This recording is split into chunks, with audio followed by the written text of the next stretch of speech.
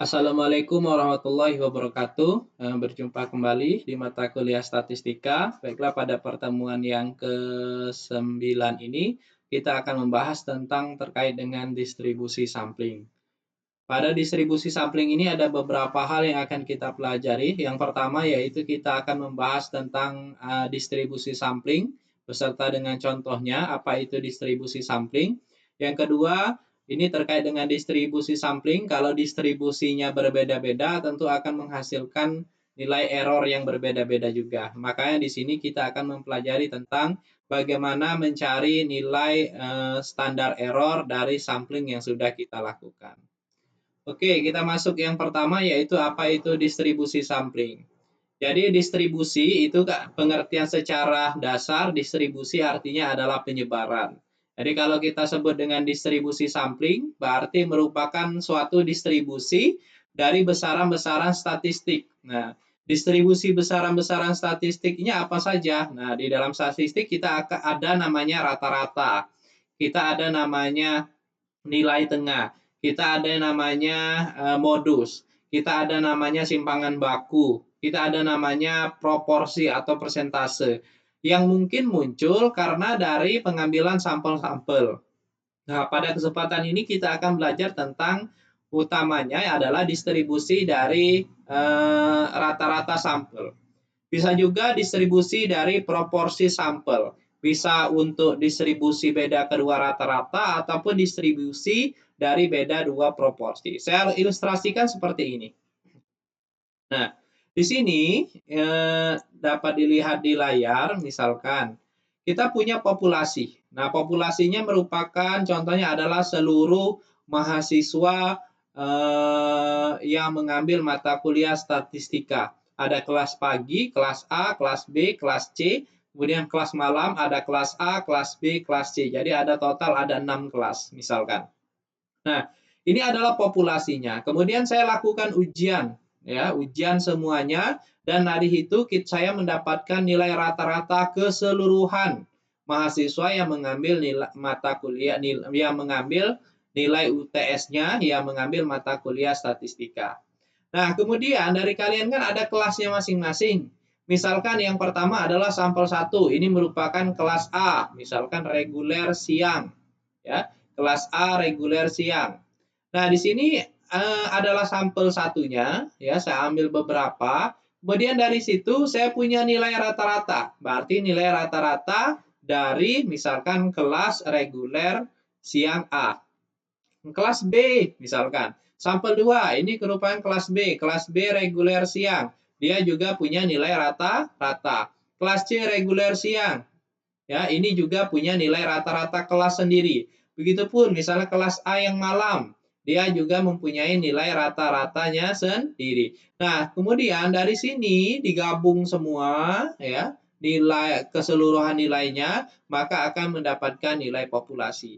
Jadi nilai populasi ini sebenarnya diperoleh dari nilai dari masing-masing sampel. Nah, nilai masing-masing sampel ini mempunyai misalkan nilai rata-rata populasinya misalkan 78,5. Sedangkan nilai sampel 1 misalkan nilai rata-ratanya adalah 79. Berarti 79 ini untuk kelas A misalkan di atas dari nilai rata-rata populasi.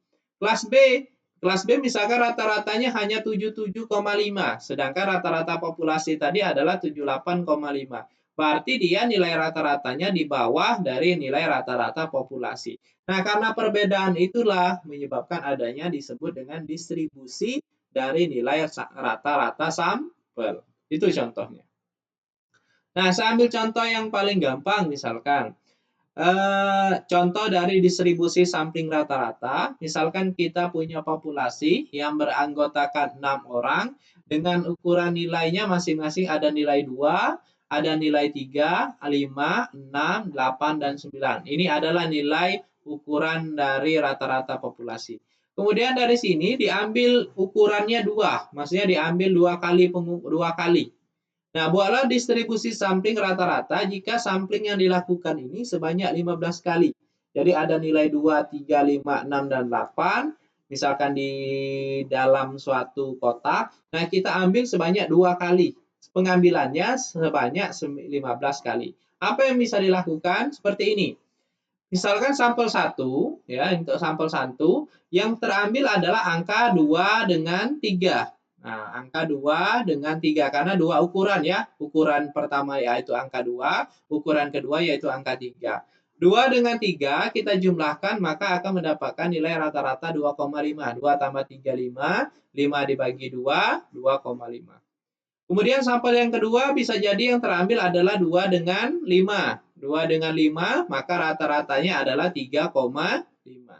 Terus seperti itu ya, 2,6, 2,8, 2,9, 3,5, 3,8, 3,9 sampai 6,9 gitu ya. Satu lagi yang di bawah itu nggak kelihatan adalah 8,9. Nah, sehingga ketika dijumlahkan semuanya ya dicari nilai rata-ratanya, misalkan saya ambil yang sampel 12, 5 dengan 9, 5 dengan 9, 5 tambah 9, 14, hasilnya 7. Nah, dari sini ini adalah nilai sampelnya, ini adalah nilai rata-rata dari masing-masing sampel, kemudian kita lanjutkan buat seperti ini. Nah, dari nilai-nilai yang muncul apa saja? Oh, ada nilai 2,5, 3,5, 4, 4,5, 5, 5,5, 6, sampai 8,5. Kita hitung jumlah frekuensinya. Ternyata nilai 2,5 hanya ada satu.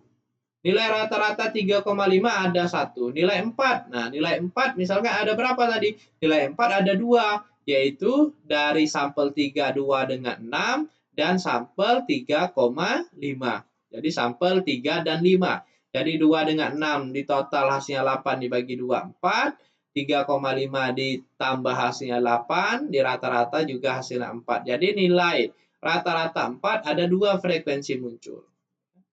Begitupun misalkan dengan nilai 5,5. Nilai 5,5 ada 3 muncul, yaitu dari 2 dan 9, dari 3 dengan 8, dari 5 dan 6. Jadi ada 3.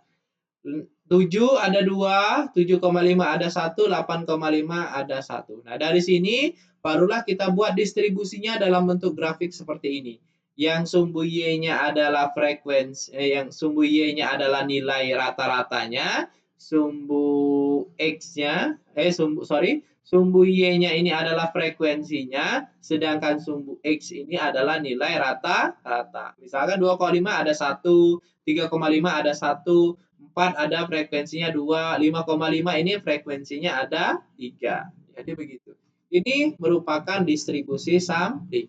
Makanya kalau distribusi yang samplingnya bagus, itu adalah distribusinya seperti ini. Jadi membentuk seperti apa? Kurva. Nah, kurva distribusi normal. Jadi kalau nanti kita buat dalam bentuk apa namanya? Gambar, grafik, nantinya terbentuk seperti lonceng seperti ini ya, terdistribusi secara normal. Jadi ini yang disebut dengan distribusi sampling rata-rata. Caranya seperti itu juga. Nah, kalau terkait ujiannya misalkan bisa juga ya kan nilai rata-rata di kelas A, nilai rata-rata di kelas B dan sebagainya, kita cari nilai rata-rata keseluruhannya, maka nanti akan kita mendapatkan nilai rata-rata masing-masing sampel. Nah, dari distribusi sampling ini nanti kita berguna untuk menentukan yang disebut dengan sampling error. Apa itu sampling error? Jadi sampling error itu disebabkan karena keheterogenan. Begini, contohnya kalian itu mahasiswa ketika kemampuannya itu berbeda-beda. Kemampuannya berbeda-beda dalam menangkap pelajaran. Misalnya ketika UTS atau UAS nilainya kan berbeda-beda. Nilai kalian yang berbeda-beda itu disebabkan karena ada keheterogenan atau perbedaan dari kalian untuk menangkap pelajaran. Ada yang cepat, ada yang lambat, ada yang slow, ya kan? Tapi semuanya harapannya bisa mengerti. Nah, dari sini perbedaan itu akan memunculkan ketika dilakukan ujian, kalian tidak akan sama semuanya nilainya 100 semua, atau 0 semua, atau 50 semua, tidak. Tapi berbeda-beda nilainya. Nah, kalau nilainya berbeda-beda, maka akan menyebabkan yang disebut dengan keheterogenan. Ya, karena kalian heterogen, kemampuannya berbeda-beda. Nah, keheterogenan ini akan menyebabkan terjadinya sampling error. Nah, jadi sampling error ini adalah kesalahan dalam sampling ya, karena disebabkan salah satunya adalah keheterogenan tadi. Nah, bagaimana caranya? Semakin untuk mengurangi sampling error, yaitu dengan cara memperbesar ukuran sampel. Jadi perbedaan dari satu sampel dengan sampel yang lain. Misalkan perbedaan antara kelas A, rata-rata kelas A dengan rata-rata kelas B, itu bisa jadi disebabkan karena kemampuan antara kelas, rata-rata orang di dalam kelas itu juga berbeda, sehingga nilai ujiannya juga berbeda. Nah, untuk mengetahui seberapa besar sampling errornya, misalkan sampling error itu misalkan dalam suatu penelitian atau survei, misalkan tingkat kepercayaannya adalah 95%. Berarti standar error dari suatu penelitian tersebut merupakan 5%. Nah, standar error 5% ini biasanya disebabkan karena ketidakpercayaan orang atau errornya dalam suatu penelitian tersebut. Bagaimana rumus untuk mencari standar error? Jadi standar error digunakan dengan menggunakan rumus standar error SE adalah akar S kuadrat dibagi dengan N. Jadi mana S kuadratnya itu adalah sigma dari X, yaitu nilai masing-masing, dikurang dengan nilai rata-rata dibagi dengan N-1. Ini adalah rumus untuk mencari standar error. Kita ambil sampel yang tadi. Dari distribusi sampling yang sudah kita lakukan, kemudian kita tentukan berapa besar nilai standar errornya. Nah, contoh perhitungan standar error, jadi kita tadi sudah punya sampel 1 sampai sampel 15 dengan nilai rata-ratanya masing-masing, nilai rata-rata sampel masing-masing. Maka selanjutnya adalah kita cari dulu nilai rata-rata secara keseluruhan. Nilai rata-rata keseluruhan yang nanti disebut dengan X, ada strip di atasnya, atau yang kita sebut dengan X bar. Caranya adalah kita jumlahkan semua nilai 2,5, 3,5 sampai seterusnya, sampai 8,5. Dari hasil itu, maka kita akan mendapatkan nilai rata-ratanya yaitu sebesar 5,5. Baru kemudian kita mencari nilai X min X rata-rata atau X min X bar dikuadratkan, gitu ya. Caranya adalah, ini kita masukkan tadi ya, 2,5, betul ya, 2,5, 3,5, 4, seterusnya, nyari, kemudian kita nyari rata-rata, nilai rata-rata tadi kita jumlahkan semua ini, kemudian dibagi dengan banyaknya, yaitu dibagi dengan 15, dapatlah nilai 5,5. Sekarang untuk mencari X min X bar kuadratnya, jadi yang pertama X-nya ini adalah 2,5, 2,5 dikurang 5,5, berapa? 3, min 3. Min 3 dikuadratkan berarti min 3 dikali dengan min 3. Min dikali min positif. Berarti min 3 kuadrat, min 3 kali min 3 adalah 9. 3,5 dikurang 5,5, 2. Min 2. Min 2 dikuadratkan 4. Begitu seterusnya, contohnya adalah, saya ambil yang misalkan yang terakhir 8,5. 8,5 dikurang 5,5, 3. 3 dikuadratkan 9. Nah, satu persatu dilakukan seperti itu. Kemudian semuanya ini dijumlahkan. Dijumlahkan ya, ingat tidak di rata-rata tapi dijumlahkan. Ini sigma ini maknanya adalah dijumlah. Dijumlahkan semuanya, maka hasilnya adalah 37,5.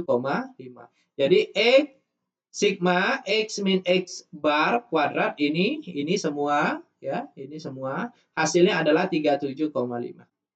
Maka kita masukkan ke rumus tadi S kuadrat sama dengan sigma X min X bar kuadrat dibagi dengan N min 1.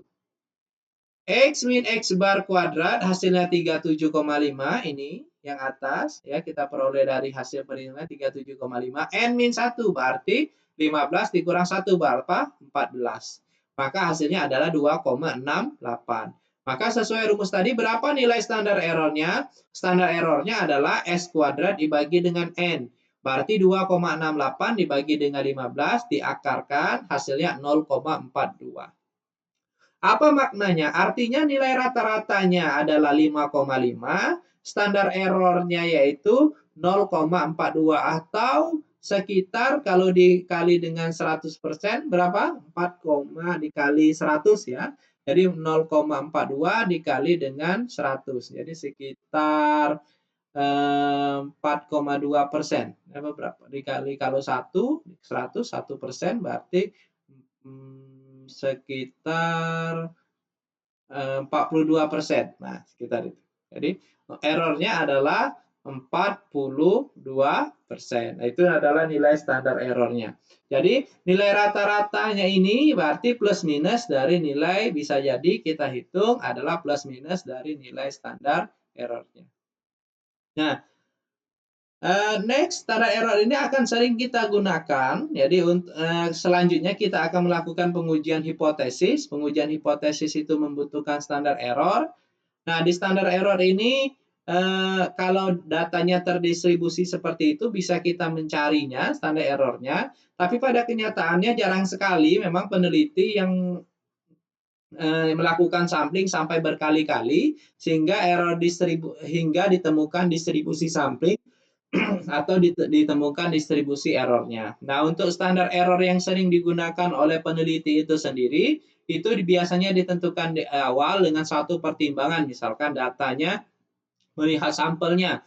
Oh, sampelnya kelihatannya orang mengisinya sembarangan nih, tidak isi kuesioner tapi tidak dengan sesungguhnya, cepat saja tidak baca. Maka itu errornya akan lebih besar dibandingkan dengan misalkan ngisi kuesioner tapi misalkan di dalam satu kelas misalkan dikasih kuesioner dan apa penilai dan orang yang mengisi kuesionernya fokus, misal dan kuesionernya tidak terlalu banyak jawab pertanyaannya. Nah, misalnya seperti itu ditentukan oleh peneliti apakah 5%, apakah 10%, dan lain sebagainya. Nah, di sini perlu diingat bahwa semakin tinggi nilai standar error yang digunakan oleh peneliti, berarti peneliti tersebut mengizinkan penelitian kita itu mempunyai kesalahan yang besar. Jadi misalkan standar errornya ada 5%, berarti orang diberikan kepercayaan terhadap penelitian kita hanya 95%. 5% orang tidak percaya. Kalau 10% standar errornya berarti tingkat kepercayaan orang terhadap penelitian kita adalah 90%. 10% berarti orang tidak akan percaya. Sehingga hati-hati dalam menentukan standar error, semakin besar standar error yang kita gunakan, berarti kita mengizinkan penelitian kita mempunyai kesalahan yang besar juga. Semakin kecil, maka semakin baik tentunya. Kita memberikan kesempatan yang kecil, kepercayaan yang kecil, kepercayaan yang besar, dan kesalahan yang kecil terhadap penelitian yang kita lakukan. Nah, coba untuk latihan di rumah seperti yang sudah dikerjakan. Di sini ada populasi yang beranggotakan 10 dengan ukuran nilai 1 sampai nilai 10, tapi diambil 3. Nah, tentukan buat distribusi sampling rata-ratanya, kemudian hitunglah standar errornya seperti tadi contoh yang sudah ada. Ini dikerjakan di komputer boleh, secara manual boleh, kemudian nanti dikumpulkan di learning, ya. Itu saja pertemuan kita pada hari ini. Kalau ada yang kurang paham atau yang kurang jelas, nanti bisa ditanyakan dengan via grup chat, bisa lewat learning ataupun lewat WA. Mungkin terima kasih atas pertemuan kita pada hari ini. Mohon maaf apabila ada kekurangan. Wabillahi taufiq wal hidayah. Wassalamualaikum warahmatullahi wabarakatuh.